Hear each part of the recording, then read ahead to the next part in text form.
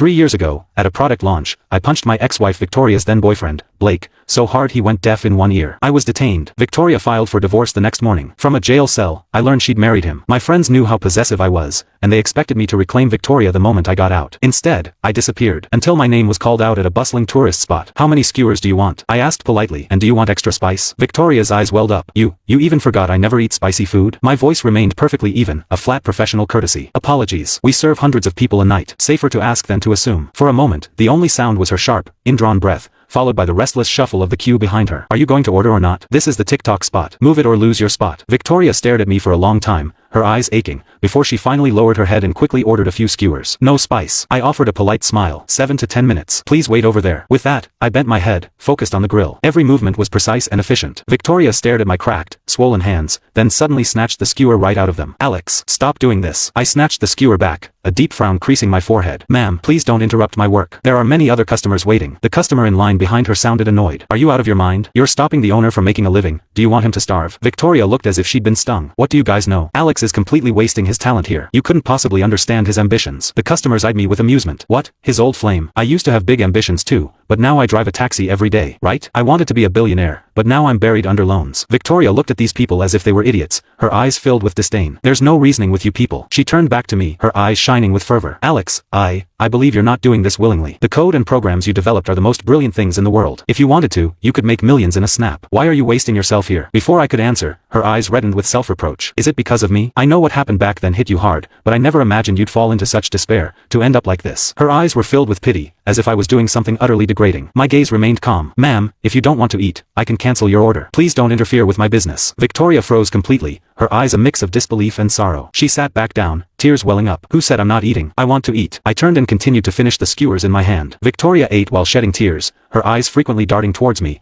hoping I would comfort her like I used to. But I only slightly frowned, then refilled her tissue box. "Ma'am, if you need help, there's a police station about 500 yards away." At my words, Victoria finally couldn't bear my indifference. She covered her face and ran off. It wasn't until I was about to pack up my stall. Victoria, who had been hiding in the shadows for a long time, suddenly spoke. "How long have you been doing this?" She pulled out a stack of cash and placed it in front of me. "I'm here on vacation. If you spend 2 hours showing me around, you'll earn more than you do with this stall." My gaze landed on the thick wad of cash. 3, maybe 4,000. Enough for the doll Lily had been eyeing for weeks. The skewers were sold out. Only an idiot would walk away from honest money. "All right, I know this place inside out." I smiled, taking the money, not feeling any embarrassment. Victoria's voice was unsteady. You never used to care about money like this. Small money. There was that time, some heir tried to buy me a drink for $500,000. You broke $1 million bottle of cognac over his head. It cost us a deal worth 10 times that. Looking at my grease-stained, cheap t-shirt,